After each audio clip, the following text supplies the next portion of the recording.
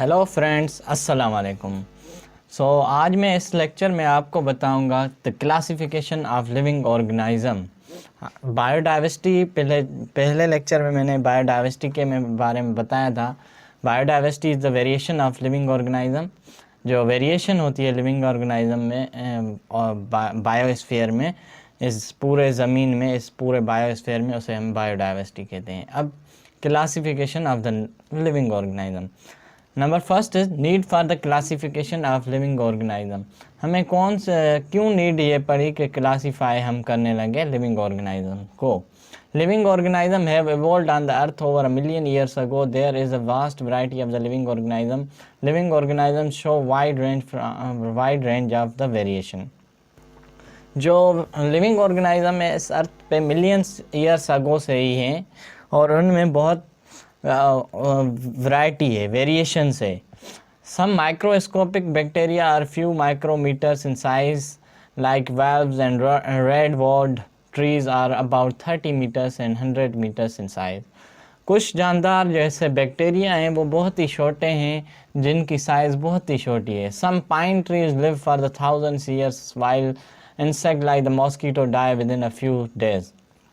कुछ pine trees जो बहुत से लंबे पौधे होते हैं वो हज़ारों साल तक ज़िंदा रहते हैं और जो जैसे मस्कीटो मच्छर है वो फ्यू डेज में, 3 या 2 दिन में मर जाता है। Some organism are colourless even transparent and some are brightly coloured. कुछ जानदार जो कलरलेस होते हैं और कुछ के कलर होते हैं। To understand and study all these organism is impossible. इसको समझने में बहुत ही मुश्किलात पैदा हो रही थी। If they are arrange in different group based on their similarities in characteristics. They are arrange, इसलिए हमने उनको अरेंज किया ग्रुप्स में on the basis of similarities. उनमें ये हमने देखा था इन जानदारों में कौन सी सिमिलरिटीज़ है, इसलिए हमें उनके ग्रुप्स बना लिए जैसे हमें पहचानने में आसानी हो। Then it is easier to study the different groups are wholes. जैसे हम पढ़ाई में, स्टडी में हमें आसानी पैदा हुआ है। Classification of living organism, the arranging of organism in different groups on the basis of similarities and characteristics is called classification of living organism. ये डेफिनेशन है क्लासिफिकेशन ऑफ लिविंग ऑर्गेनिज्म के जब हम अरेंज करें मुख्तलिफ़ किस्म के जानदारों को उनकी सिमिलरिटीज़ की बेसिस पर, खासियतों और करैक्टरों की बेसिस पर, तो उसे हम क्लासिफिकेशन कहते हैं। जैसे एक जैसी खासियत वाले जानदार एक ही ग्रुप में और दूसरी खासियत वाले दूसरे ग्रुप में, ऐसे क्लासिफाइड कर लिए। Now the basis of the classification of the living organism. The main character which are considered for the classification of living organism into the different group are जो कैरेक्टरिस्टिक्स हैं जिनके बुनियाद पर हमने क्लासिफिकेशन की है लिविंग ऑर्गेनिज्म की, वो ये हैं। Whether they are made up of prokaryotic और यूकैरियोटिक सेल, के वो प्रोकैरियोटिक सेल से बने हुए हैं या यूकैरियोटिक सेल से। प्रोकैरियोटिक सेल हम उसे कहते हैं जिसका न्यूक्लियस मेम्ब्रेन बाउंड ना हो, उसे हम प्रोकैरियोटिक कहते हैं। Whether the cells occur singly or they are group, या जो सेल हैं वो लोनली रहते हैं या ग्रुप्स में रहते हैं, together and live as an individual group. Whether they produce their own food by photosynthesis or get their food from the outside, या वो जो फूड है वो बाहर से लेते हैं या वो अपना बनाते हैं। Of the organism which produce their own food, plants, जैसे प्लांट अपना खाना खुद बनाते हैं। What is the level of organization of their body? Of the animal, what is the level of organization of their body and what are the special organ and their function? यहाँ तो उसको इस base पे classify करते हैं कि वो खाना अपने आप बनाते हैं या किसी ले के खाते हैं। यहाँ वरी इस बेस पे बनाते हैं कि उनकी बॉडी का स्ट्रक्चर कैसा होता है, उनके आर्गन के फंक्शन, इस बेसिस पे भी हम क्लासिफिकेशन करते हैं। The characteristics use for classification of plant will be different from the characteristics used for the classification on animal. Plant make their own food and animals get food from the plants. जो हम classification करते हैं plants और animal की, वो differently करते हैं। जो प्लांट्स हैं वो अपना खादा खुद बनाते हैं, जो एनिमल हैं वो खादा प्लांट से हासिल करते हैं। Number 3 point is classification and evolution. To present day complex living organisms have evolved from the earlier simple forms due to the changes in their body design over a million years. जो जानदारों की body है बहुत ही complex थी क्योंकि वो million year से design होती रही। कॉम्प्लेक्स बॉडी होती है जानदारों की। The body design of living organism are gradually changing due to the changes in environment and the need to adopt themselves to the changes in the environment. So environment के हिसाब से उनमें living organism में changing आती गई। Some group of organism having ancient body design, कुछ groups of living organism की जो बॉडी है वो बहुत ही एंशियंट टाइम की है, बनी होती है। Not change during the evolution, जो एवोल्यूशन जैसे जानदारों में एवोल्यूशन हुई तो उनकी बॉडी चेंज न हुई। These organism are called primitive or lower organism, इन जानदारों को हम प्रीमेटिव या लोअर ऑर्गेनिज्म कहते हैं। Some organism have acquired their body design relatively recently and have a complex form and structure. These organisms are called advanced or higher organisms. जिन्होंने evolution में अपनी बॉडी को बना लिया उन जानदारों को में हम एडवांस और हायर ऑर्गेनिज्म कहते हैं। So the hierarchy of the classification, जो हमारा हायरार्की है क्लासिफिकेशन की वो कैसे है। Living organism have been broadly classified into main 5 kingdom, जो लिविंग ऑर्गेनिज्म है उनको क्लासीफाई किया गया है मेन 5 किंगडम्स में। Number 1 is Monera, number 2 is Protista, number 3 is Fungi, number 4 is Plantae, number 5 is Animalia.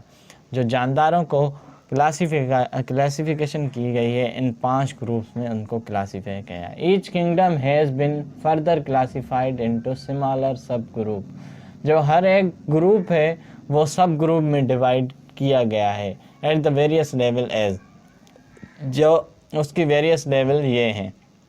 अब कोई भी अब हम किंगडम ले लेते हैं, जैसे प्लांट का किंगडम ले लेते हैं। प्लांट का जो किंगडम है उसमें फाइलम होता है पहला, और डिवीजन फॉर एनिमल्स में जो डिवीजन होती हैं यानी किंगडम, उसके बाद फाइलम, क्लास, ये सब ग्रुप्स हैं किंगडम के। किंगडम का सब group phylum, phylum, class, order, family, genus. जब स्पीशी मिलता है तो जीनस बनती है, जीनस मिलके फैमिली, तो आर्डर, तो class, phylum, then a kingdom. ये सब ग्रुप ऑफ द किंगडम है। By arranging organisms on the basis of hierarchy and characteristics into the smaller and smaller groups, we arrive the basic unit of classification called species. जो basic unit है classification का वो species है। हम पहले species देखते हैं कि इसकी स्पीशी कौन सी है। ये बेसिक यूनिट ऑफ क्लासिफिकेशन है स्पीशी हम किसे कहते हैं? Is a group of organism which are similar enough to breed and perpetuate.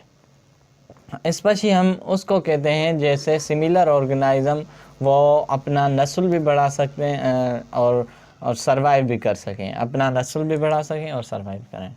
The 5 kingdom classification of the living organism को 2 हिस्सों में तकसीम किया गया। पहले प्रोकैरियोटिक और यूकैरियोटिक। प्रोकैरियोटिक उसको कहते हैं जिसका सेल के न्यूक्लियस की जो सेल मेम्ब्रेन ना हो उसे हम प्रोकैरियोटिक सेल कहते हैं, उसमें मोनेरा आ गया।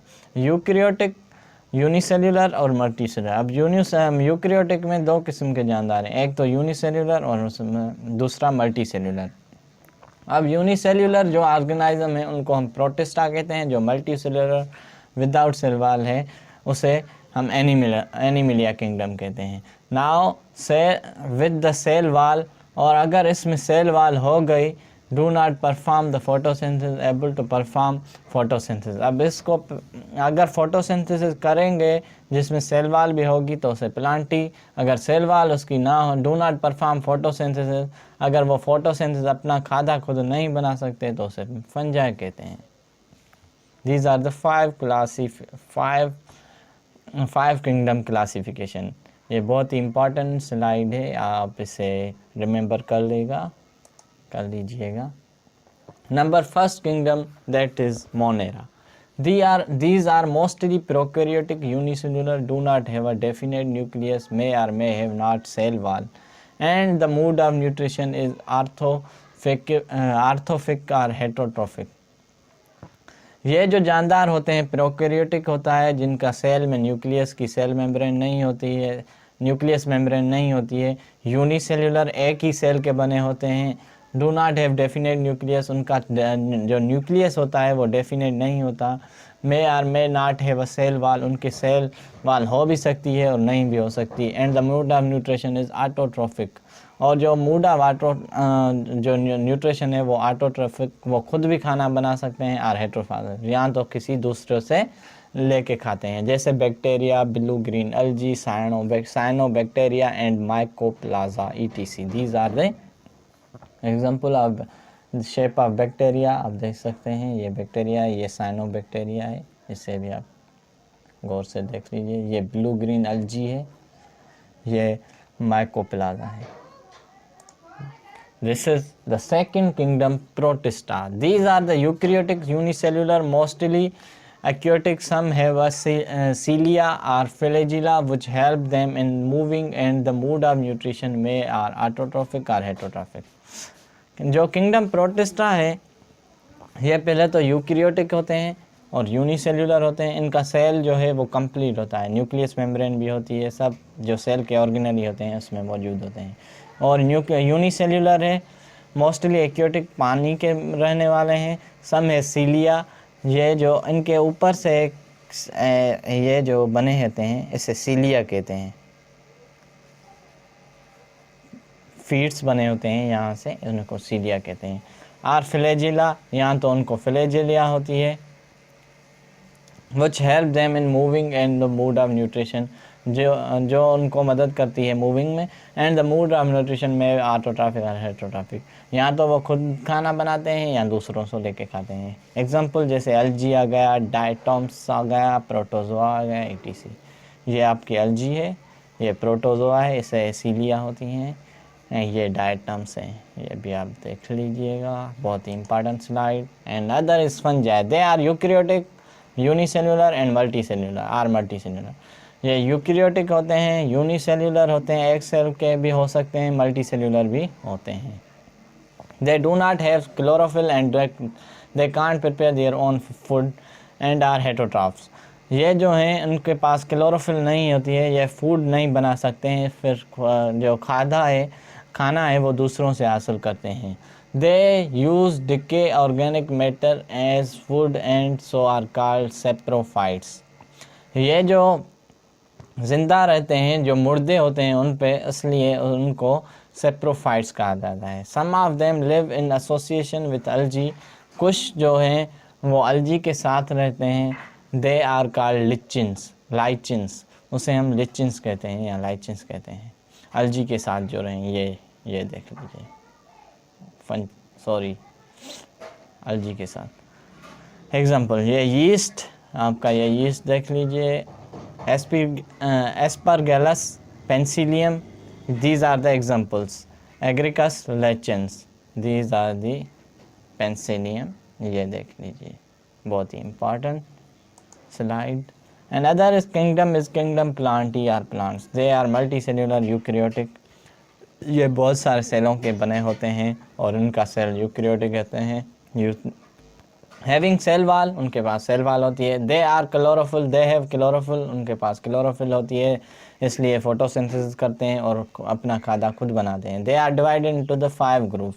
इनको अब हमने 5 ग्रुप्स में मज़ीद तकसीम किया है. They are Thallophyta, Bryophyta, Pteridophyta and gymnosperms and the angiosperms. These are the 5 subgroups